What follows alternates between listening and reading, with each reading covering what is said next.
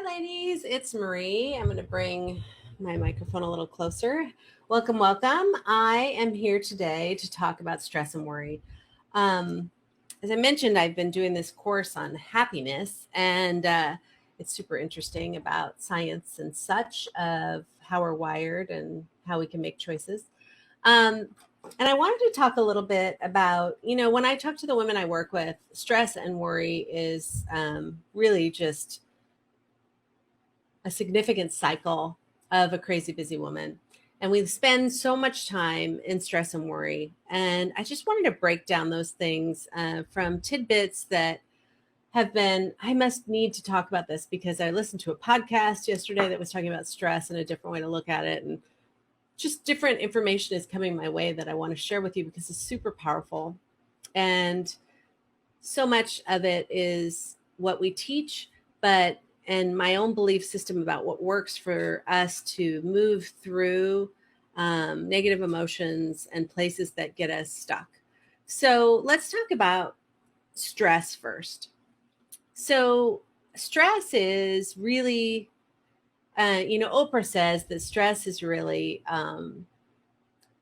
you really saying, I don't want what's happening right now to be happening. I want something different to happen, whether being stuck in traffic or having a deadline and not enough time or something happening that you didn't expect or too much on your plate. You basically, it's a resistance. Like, I don't want to be dealing with this right now. I wish it was different.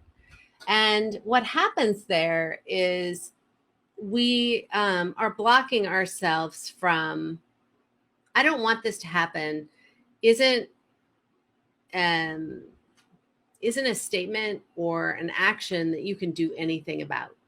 It is a stuck belief or statement that's controlling you. So stress occurs, I don't want this to happen.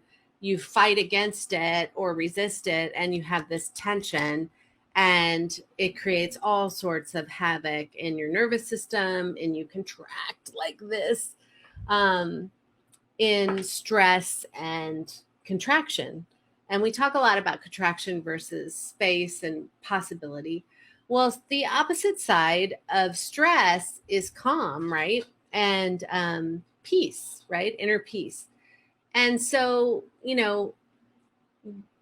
when we are in a state of stress, we're in contraction, but we're also in stuckness. I know that's probably not a word, but I'm going to use it. And we're struggling through it, waiting for it to be over. There's no movement in stuck. There's no movement in contraction. And our creativity goes away, collaboration goes away. We get super frustrated. We're in a smaller space of figuring out how to deal with it. Really, there's just no possibility in that. And then worry, the same thing. I mean, worry is predicting. You're worried about what if, worried about a future that you are projecting that never goes well.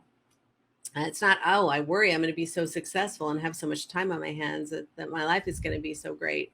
No, I worry this is going to happen. I worry about what's going to happen to my child doing distance learning. I worry about what's happening to the world if we don't get a vaccine. I worry.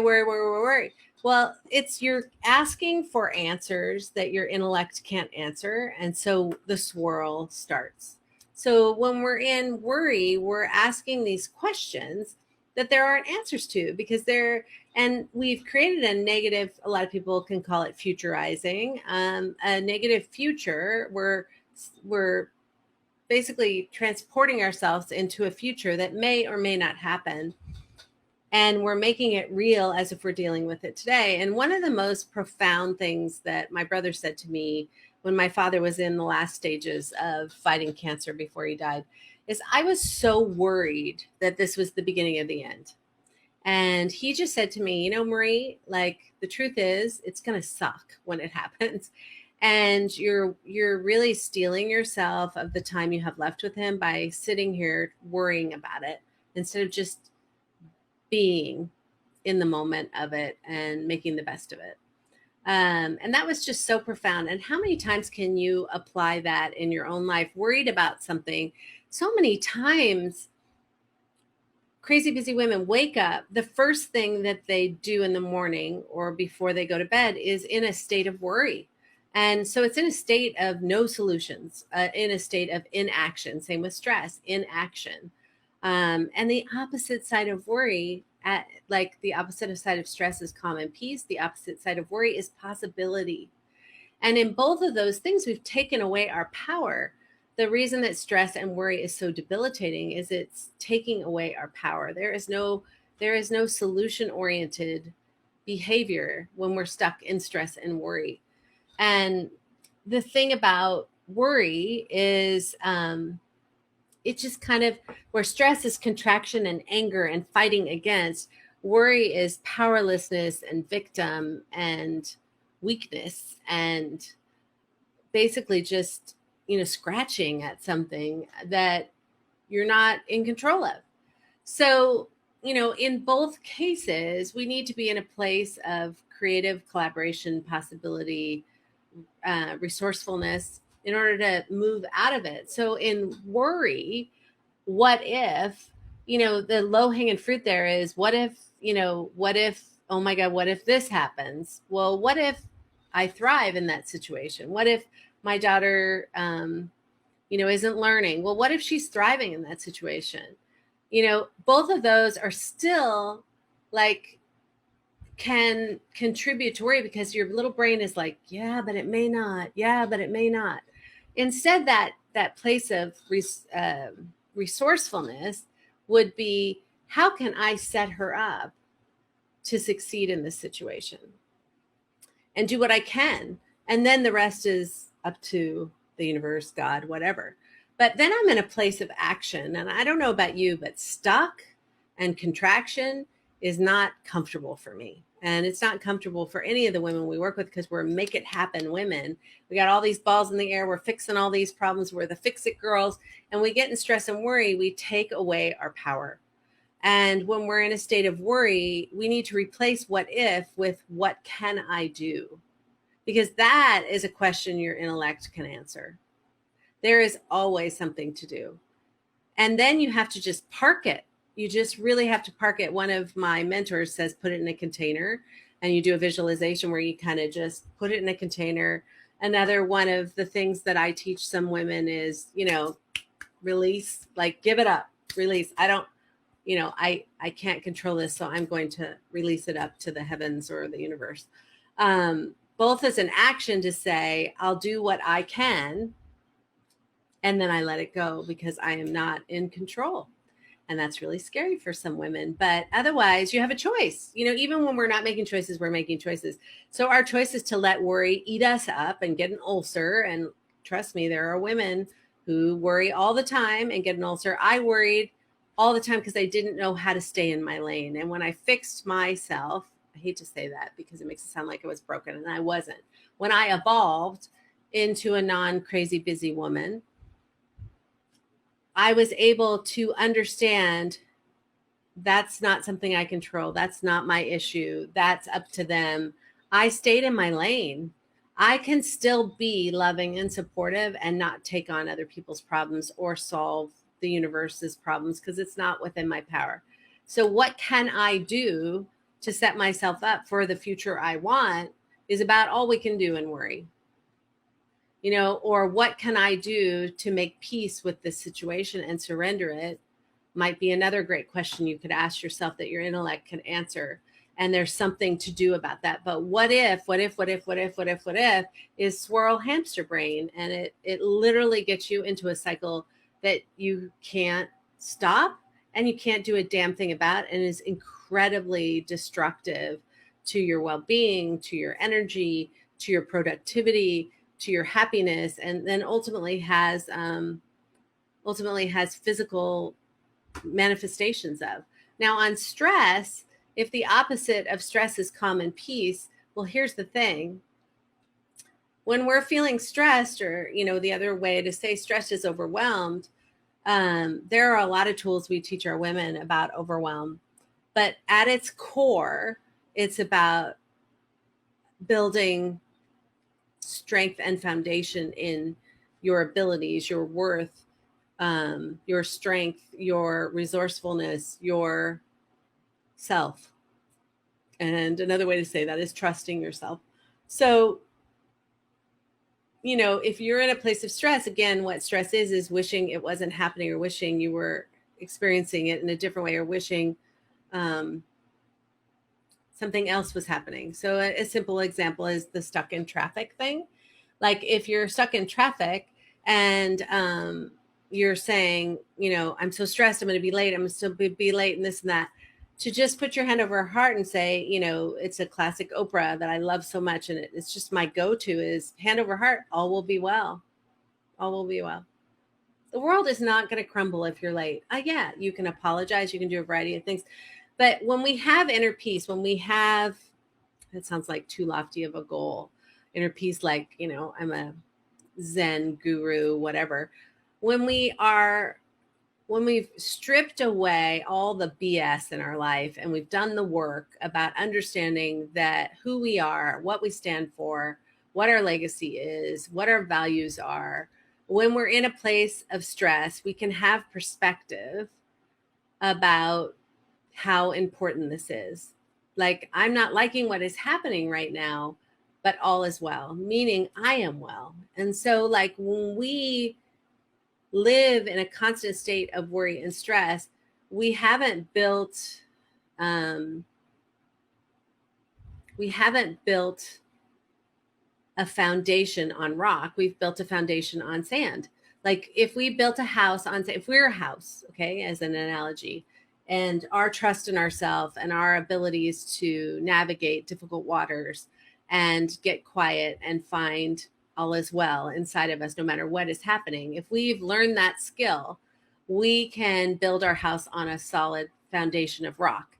And when a storm comes, we may have broken some windows or maybe need a new paint job or have to replant a tree. But those are things we can do. But the house is standing.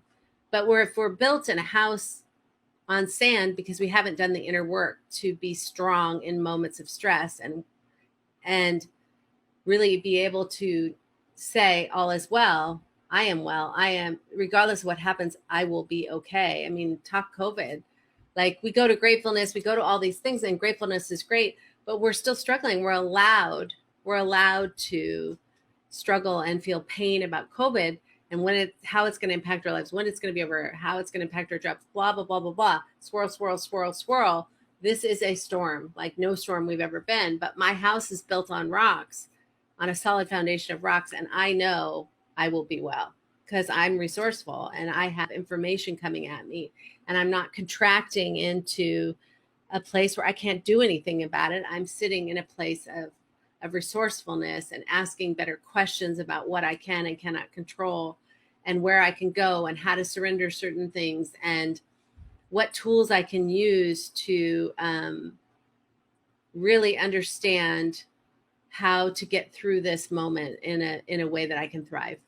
That doesn't mean I'm not going to be feeling some emotions of frustration or anger or all that stuff. I'm not saying that. I need to feel those emotions and let them wash through me. But I know that if I'm standing in a place of stress, I'm basically saying, I don't like what's happening, like I'm a child and throwing a fit. I don't like what's happening and I'm just going to, like fight against it, versus I don't like what's happening. And what can I do to surrender it, make it a little less sucky, or get rid of it? And that's in a state of possibility.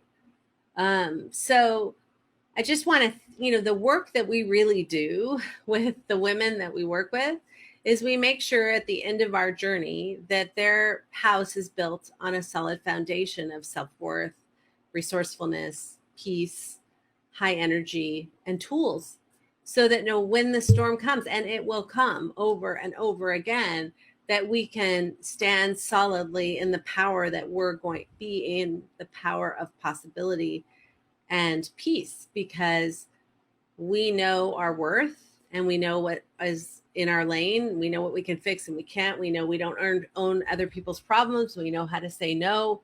We know how to basically not get stuck anymore, and to use all our tools and use our resources to not stay in that place long. That doesn't mean that we don't feel it still, because we are human, but that we stream through it, or we can get through it. So I just really wanted you to be conscious of really what's going on when we say, I'm so worried or I'm stressed, because stress and worry tend to go together.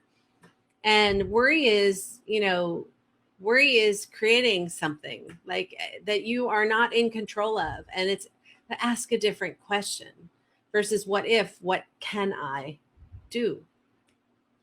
What can I do to better prepare, to set myself up for success, to ensure that the outcome I want has the best chance of happening? That's a state of possibility and resourcefulness. In stress, admitting what's going on, and releasing that, looking at flat in its facing. I do not like being put in situations like this. I know something that really stresses me out is when I'm put in a situation and I don't have the control I want, but people are counting, or I don't have I can't do everything. Not everything is in my power to change the ultimate end result, yet people still expect me to, and they haven't literally set me up for success. And I hate that. And so I get stressed. And then I have to say, okay, kind of it is what it is, or, so what now? Yeah, this is happening. Accept the facts on the ground and don't create a story. This is happening. This is what the facts are. What can I do about it? What can't I do about it? If I can't do anything about this, I got to let it go, and I got to double down on what I can do. Or sometimes it's hand over heart, all will be well, because I have my house is built on stone. And I know that I will get through the storm, and I'm going to bring in all my resources to help me get through the storm. So so many times with Crazy Busy Women, the two themes I see the most in the women that I work with is either powerlessness, that their life is happening to them and they don't feel like they can affect the outcome. They've lost hope or the ability to believe that they are in control of a lot of their life, or they don't matter as much as everybody else. And both of those have very dangerous, get you to crazy busy, and have very dangerous end results, which is you never putting yourself on your to-do list or take care of list. You're not at the top of the list. You're not even on the damn list. And so you're empty and you get depleted and you feel hopeless, and you're not enjoying life. And it's really hard to find joy because you're so damn exhausted and in contraction all the time, and you don't like it. And so you're telling yourself, it's okay, I'm going to be okay, or whatever. That's instead of standing in your power. And so you've built your house on sand, and you need the strength of reprogramming really how you approach work and life to rebuild that house, make it a big ass beautiful house on rock. Using lots of analogies here. I hope you're tracking. But right now, right here, with the world the way it is, there is no end in sight in this COVID. We take 2 steps forward and 150 steps back. And so much is not in our control. So what do? Do we stress and worry, stress and worry, stress and worry, stress and worry? Where is that going to get us? It's not going to get us. And guess what? It's not going to change anything. So where can we be in a state of resourcefulness?